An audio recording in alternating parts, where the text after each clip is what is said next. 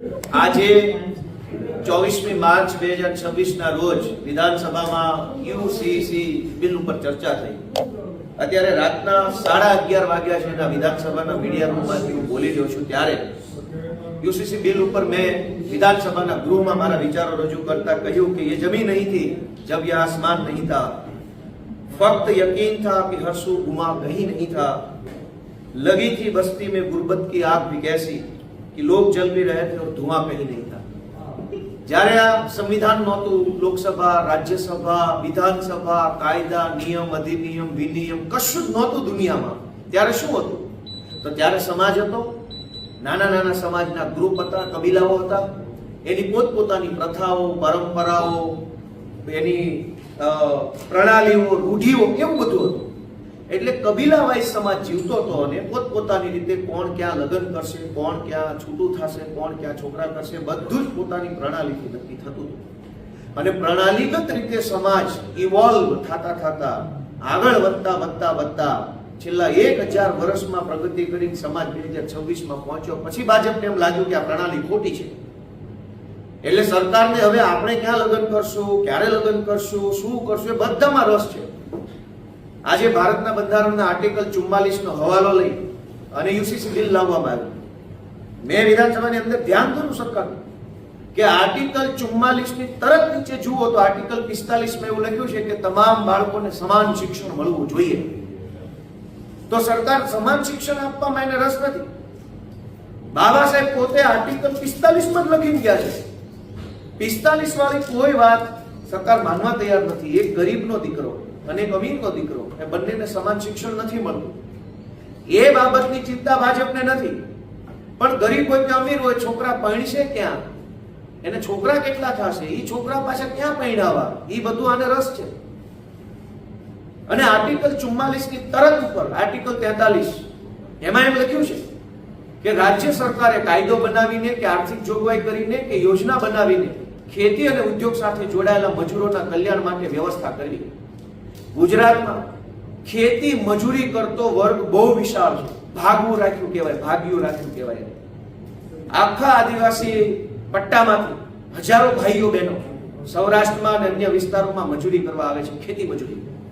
કેટલાક આદિવાસી પરિવારના વ્યક્તિઓ અમદાવાદ કે સુરત જેવા મહાનગરોની અંદર ઇન્ફ્રાસ્ટ્રક્ચરના કામમાં મજૂરી કરવા આવે છે, બાંધકામમાં। આ મજૂરી કરનારા લોકોના જીવનમાં અને જેને ત્યાં મજૂરી કરે છે માલિકના જીવનમાં સમાનતા આવે એવું કરવાનું સૂચન બાબા સાહેબ આંબેડકરે સંવિધાનના આર્ટિકલ 43 માં આપ્યું છે। પણ ભાજપને આર્ટિકલ 43 માં રસ નથી ને આર્ટિકલ 45 માં રસ નથી। એને તો વચ્ચેથી હિન્દુ મુસલમાનનો રસ્તો કાઢવો છે। નથી ગરીબોનું કંઈ વિચારવું, નથી બાળકોના શિક્ષણનું કંઈ વિચારવું, પણ ચૂંટણી માતા આવ્યા છે એટલે એનું સ્વાગત યુસીસી થી કરવાનું છે। તો એનાથી ચૂંટણી માતા પ્રસન્ન થાય, યુસીસી આવે, હિન્દુ મુસલમાન ભારત પાકિસ્તાનની ચર્ચાઓ થાય તો શિક્ષણની ચર્ચા ગાયબ થઈ જાય, આરોગ્યની ચર્ચા ગાયબ થઈ જાય। અને એવી રીતે આ યુસીસી ની અંદર એક બે વસ્તુ મારે ધ્યાનમાં દોરવા જેવી છે કે આ યુસીસી ના કાયદાની કલમ 2 માં ભાજપ સરકારે એવું લખ્યું છે કે આ યુસીસી નો આખો કાયદો આદિવાસી સમાજને લાગુ નહીં પડે, પણ સાથે સાથે કલમ 6 માં એવું લખ્યું છે કે ગુજરાતમાં રહેતા હોય અથવા ગુજરાતના વતની હોય પણ ગમે એ રાજ્યમાં રહેતા હોય, એ માણસ જો લગ્ન કરે તો ફરજિયાત યુસીસી અંતર્ગત જ લગ્નની નોંધણી કરાવવી। હવે લોચો જુઓ કે ગુજરાતનો કોઈ આદિવાસીનો દીકરો કે આદિવાસીની દીકરી બિન આદિવાસી સાથે ગુજરાતમાં જ લગ્ન કરે તો એક વ્યક્તિને કાયદો લાગુ નહીં પડે, બીજાને લાગુ પડશે તો નોંધણી કયા નિયમ પ્રમાણે કરવી? આખી ભાજપ સરકારને ખબર જ નથી। આદિવાસીનો દીકરો બિન આદિવાસી છોકરી સાથે લગ્ન કરે તો નોંધણી કયા નિયમ પ્રમાણે કરવી? આદિવાસીને તો યુસીસી લાગતો નથી, આ બાજુ લાગે છે તો એકને લાગ્યો ને એકને ના લાગ્યો। આ તો કેસરીયો રંગ તને લાગ્યો, એલા ગરબા કેવો રંગ તને લાગ્યો, આને આ લાગ્યું ને આને, આ તો લોટરી જેવો કાયદો આવ્યો। કોના ભાગમાં આવો ચિઠ્ઠી ખેંચી તો કે આને લાગ્યો ને આને ના લાગ્યો, આ કોઈ લોટરી છે? સરકારે આનો જવાબ આપવો જોઈએ કે એક દીકરો કે દીકરી આદિવાસી હોય, સામેનું પાત્ર બિન આદિવાસી હોય તો ક્યાં નોંધણી કરશો? હવે આનો જવાબ એમની પાસે નથી। બીજું એમણે એવું કીધું કે 60 દિવસમાં લગ્નની નોંધણી કરાવવી ફરજિયાત છે. ના કરાવો તો સજા અને દંડ. ગુજરાતમાં દેવી પૂજક સમાજ, વણઝારા સમાજ, વાંસકોડિયા સમાજ, મદારી સમાજ, ક્યાંક ક્યાંક દલિત સમાજ, આદિવાસી સમાજ, આ બધા એવા સમાજ છે કે જે રખડતું ભટકતું જીવન જીવે છે, રોજગારીની તલાશમાં, કંઈક કામ ધંધા માટે થઈ એક શહેરથી બીજા શહેર, એક ગામથી બીજા ગામ વિચરતી અને વિમુક્ત જ્ઞાતિઓ છે, જેનું કોઈ સરનામું જ નથી. હવે જેનું સરનામું નથી એ નોંધણી કરાવવા જશે ક્યાં? અને નોંધણી નહીં થાય તો સરકાર એને સજા કરવાની છે. તો આ વાત મેં પાછી વિધાનસભામાં મૂકી તો ભાજપના માણસોને ખોટું લાગી ગયું. મારા જેવા એક સામાન્ય જુનિયર ધારાસભ્ય સામે ભાજપના તમામ ધારાસભ્યો ઉભા થઈને હો હલ્લો કર્યો. મને તો દ્રશ્ય જોવાની બહુ મજા આવી કે મારી જેવા નાચીજ માણસની સામે આખી સરકારે ઊભું થઈ જવું પડતું હોય તો મજા કેવી આવે એમાં. અને એમાંય તે કાયદામાં સરકાર એવું કહે છે કે કોઈ પણ માણસ બે પત્ની નહીં રાખી શકે. તો મેં પાછું સરકારનું ધ્યાન દોર્યું કે મોંઘવારી જુઓ, બેરોજગારી જુઓ, ક્યાં બે રાખે એમાં મેળ પડે છે. તેલનો ડબ્બો ક્યાંથી લાવવો, છોકરાની ફી ક્યાંથી લાવવી? બેની સરકાર ના ન પાડે તોય કોઈ બે નથી રાખે. પોસાય એમ જ નથી બે પત્ની કોઈને. અને સવાલ તો બે પત્ની કરતા આગળ છે. આ વાત મેં અંદર કીધી એ જ બહાર કહું છું કે એકય મળે એમ નથી. રોજગારી જ ક્યાં છે? આ સરકારી નોકરીના ફોર્મમાં લાખો છોકરાઓ ફોર્મ એટલે ભરે છે કે નોકરી મળશે તો છોકરી મળશે. સરકાર વિધાનસભામાં કાયદો લાવી કે બે પત્ની કોઈએ નહીં રાખવાની. એટલે અમે એમ કહીએ છીએ કે એક એકનો મેળ પડે એવો કાયદો લાવો. આ એકલોય મેળ નથી, તમે બેની ના પાડો છો. અને એમાંય કોઈ પુરુષ બે પત્ની રાખે તો ભાજપની સરકારે કાયદા પ્રમાણે એને ગુનો ગણ્યો છે. પણ કોઈ મહિલા છેતરપિંડી કરીને 4 પુરુષ સાથે લગ્ન કરી લેતો, કેમ કે અત્યારે સમાજમાં છોકરીઓ મળતી નથી, વાંઢા છોકરાઓની સંખ્યા વધી છે. એટલે મા બાપની લાગણીઓને છેતરીને કેટલાક એજન્ટો અને દલાલો એવા સક્રિય થયા છે કે જેના છોકરા વાંઢા હોય એના ઘરે જઈને એમ કે તમારા છોકરાનું વ્યવસાય કરાવી દો, અમને 2 લાખ રૂપિયા દેશો એટલે છોકરી તમને પરણાઈ દઈએ. પછી એ દલાલ એક જ છોકરી 10 આદમી હારે પરણાવે અને 10 પાસેથી પૈસા પડાવે. હવે એક પુરુષ બે પત્ની નહીં રાખી શકે તો પેલી લૂંટેલી દુલ્હન છે 10-10 જણા હારે પવણે છે અને 10-10 પરિવારોની લાગણીઓ સાથે રમે છે, વાંઢા છોકરાઓના જીવન સાથે ખિલવાડ કરે છે. એનો કોઈ કાયદો હર્ષસંઘવી લાવે છે કે નહીં એ મેં પૂછ્યું તા, એને ગમ્યું નહીં. અને બધા મારે વિરુદ્ધમાં ચોંટી પડ્યા, ગોપાલી કાલિયા માફી માંગે, માફી માંગે. કાંઈ વાંધો નહીં, તમે રાજી રહેતો આ માગી, પણ લૂંટેલી દુલ્હનનું શું? દોસ્તો, આ યુસીસીના કાયદામાં લીવ ઇન રિલેશનશિપ, એનું ગુજરાતી થાય કે લીવ એટલે જીવવું, રિલેશનશિપ એટલે સંબંધ, સંબંધમાં જીવો. આપણે ત્યાં મહાભારતની કથા દેશમાં કોઈ એવો માણસ નહીં હોય જેને નહીં સાંભળે હોય. મહાભારતમાં કર્ણનું પાત્ર છે. એનો જન્મ માતા કુંતીના પેટે થયો. કુંતી અને સૂર્યદેવના પુત્ર તરીકે કર્ણને માનવામાં આવે છે. પણ કથા એવી છે કે કુંતી અને સૂર્યના લગ્ન નહોતા થયા, એટલે એ સંતાન કાયદેસરનું સંતાન ન ગણાય. અને એટલે અર્જુનનો સગ્ગો ભાઈ હોવા છતાં પણ કર્ણને દાસી પુત્ર તરીકે સમાજમાં સ્થાન મળ્યું, અપમાનિત થવું પડ્યું, એને સ્થાન ન મળ્યું. અર્જુન અને પાંડવો જે છે એ રૂલિંગ પોઝિશનના માણસો હતા, એની સભામાં એને સ્થાન ન મળ્યું અને સામે બેસવું પડ્યું. શું કામ? કે કર્ણને ઇતિહાસે, સમાજે, આપણી પરંપરાએ ઇલેજિટિમેટ ચાઇલ્ડનો દરજ્જો આપ્યો, અનઓરસ બાળક. હવે ગુજરાતની વિધાનસભામાં ભાજપની સરકાર બિલ લઈ આવી છે કે એક છોકરો ને એક છોકરીએ લગ્ન ન કરવા હોય તો લીવ ઇન રિલેશનશિપમાં નોંધણી કરાવીને રહી શકશે. અને લીવ ઇન રિલેશનશિપમાં એટલે કે ઉધડો સંબંધ, કાંઈ જવાબદારી જેવું કાંઈ નહીં, એમાં આગળ પાછળ ઢાળ ઉલાળ ધરાળ કાંઈ નહીં, સીધો ઉધડો સંબંધ ફાવે ત્યાં સુધી રહેવાનું, ન ફાવે છૂટું. છૂટાછેડાની માથાકૂટને એવી વ્યવસ્થા હર્ષસંઘવી ભાજપ સરકારે આપણા જુવાનીઓને કરી આપી. શું સમાજને આ માન્ય છે? લીવ ઇન રિલેશનશિપની નોંધણી થશે હવે ગુજરાતમાં. પહેલા તો શું હતું કે કાયદો નહોતો તો ડરતા ડરતા, શરમાતા બીતા કદાચ 4-5 લીવ ઇન કરાર થતા હોય નોટરી ઉપર. હવે તો કાયદાનું સ્વરૂપ આવ્યું. એટલે જેને બહુ લાંબી જવાબદારી નહીં નિભાવવી હોય, જેને લગ્નનું, છોકરીનું પાછળનું જીવન નિભાવવું નહીં હોય, એ છોકરા 1-2 વર્ષ પૂરતા લીવ ઇન રિલેશનશિપ નોંધણી કરાવી લેશે અને 2 વર્ષ પછી કહેશે કે ભાઈ આ તો લીવ ઇન છે, આ ક્યાં લગ્ન છે. તો શું કરવાનું?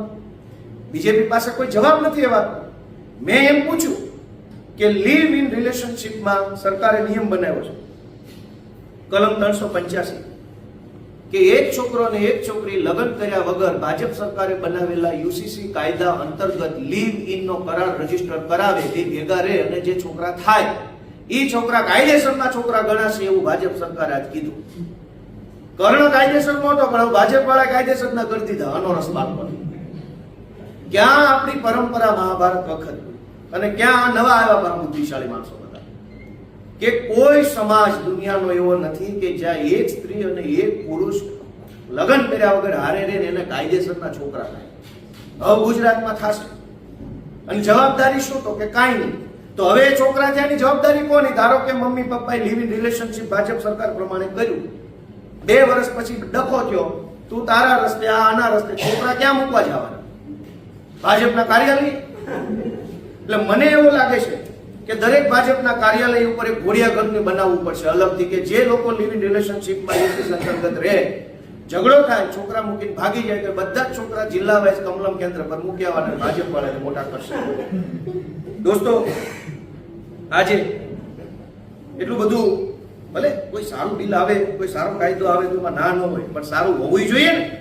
તો સારું ના હોય તો પણ પરાણે એને સારું કેવું એ માનવતા નથી. આ આખા યુસીસી કાયદામાં સૌથી મહત્વની વસ્તુ જેના ઉપર ભાજપની આખી સરકાર મારાથી નારાજ થઈ ગઈ, ગૃહમંત્રી પોતે નારાજ થઈ ગયા અને બધા લોકો મારા ઉપર ચિલ્લમ ચિલ્લી કરવા લાગ્યા. આ કાયદાની અંદર સ્પષ્ટ રીતે એવું લખ્યું છે કે લગ્ન નોંધણી અધિનિયમ જે છે એને સરકાર રદ કરે છે.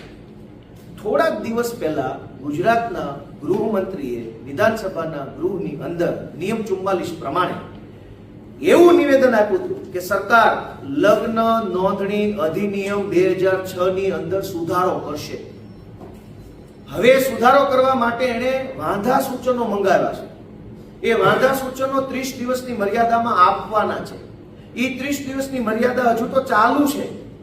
હજુ તો જે કાયદો સુધારવા માટે વાંધા સૂચન માંગ્યા છે એ કાયદો તો આજ રદ થઈ ગયો. હવે જે વાંધા આવ્યા છે એને કયા કબાટમાં મૂકવાના? એનો અર્થ એક એવો થયો કે સરકારમાં કોઈ કઈ ખબર નથી, લોલમ લોલ ચાલે છે. એક બાજુ આ બાજુ વાંધા મગાય તો આ બાજુ રદ થઈ ગયું. એનો અર્થ એ જો અંદરો અંદર કોઈ કઈ ખબર જ નથી કે રદ થવાનું છે કે રહેવાનું છે.